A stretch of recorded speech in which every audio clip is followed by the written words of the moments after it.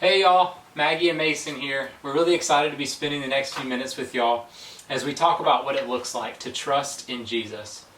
But before we do that, I want to tell y'all a little story. I want to tell y'all a story about a man named Charles Blondin. Blondin was born in 1824, and at the age of 4, like many children his age, Blondin discovered a calling deep in his heart to become a tightrope walker.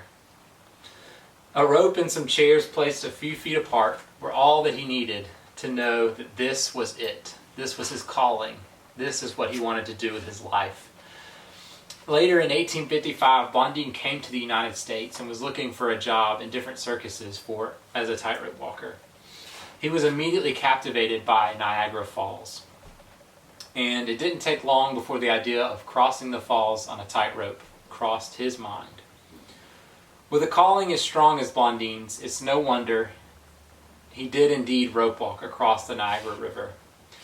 In fact, by the time he finished his last performance in 1896, Blondin had crossed the Niagara Falls more than 300 times.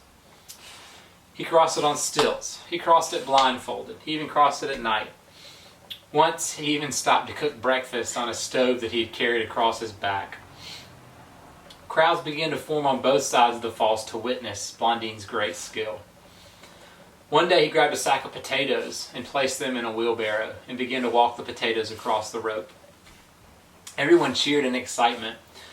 When the crowd began to hush, Blondin asked the crowd, "Does anyone here believe I can push a person across in this very same wheelbarrow?" They all gave a resounding cheer. Yeah!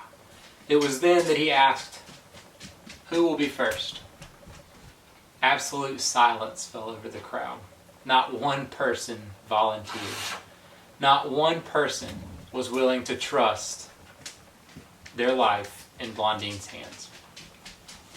Mason's story just showed us the difference between belief and trust. So the crowd believed that he could push someone across in a wheelbarrow, but no one trusted him to do that, and no one trusted him with their own life. Faith is not just about head knowledge of who Jesus is. It's about putting your life in God's hands and trusting all of who you are to Him. In Luke 8, we see a woman who's been bleeding for 12 years. She's gone to physicians, but no one has been able to heal her. No one has been able to help her. But then she sees Jesus. She sees Him in a crowd. And she's most likely heard about who He is and what He's done for other people. And so she decides to trust in Him and reaches out and touches His robe, and she's immediately healed. And why is she healed? Jesus tells us. He says, "Daughter, your faith has made you well." I often wonder what would have happened if she saw Jesus and remembered what she'd heard about Him and the things that He'd been able to do for other people, but didn't trust Him to do that for in her own life, for herself.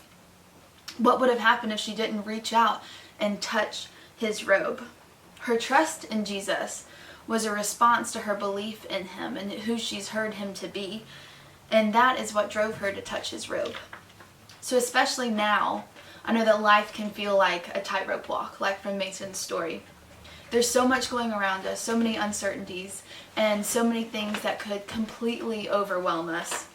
So now, more than ever, we need to believe in who Jesus says He is, and we need to believe what Scripture says about Him, but we also need to trust Him with all of who we are, and we need to trust Him in these circumstances.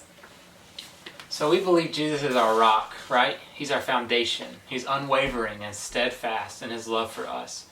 If we imagine Jesus as a tightrope walker, no amount of wind, sway, or fear can cause Him to falter. So if we believe that's true, where do you see yourself in this story? If Jesus is the one with the wheelbarrow, asking who's willing to get in, what's your response? Are you darting for that wheelbarrow, ready to jump in at a moment's notice? Are you slowly raising your hand, maybe kind of timidly? Or are you avoiding eye contact and sinking down below the crowd so that you might pretend that you didn't hear the question? Whatever answer you just gave, we want to leave you with one final question. If both of your feet are firmly on the ground, far away from that wheelbarrow, what would it take for you to get in that wheelbarrow and to trust Jesus as your Lord? What is stopping you from placing your trust in him?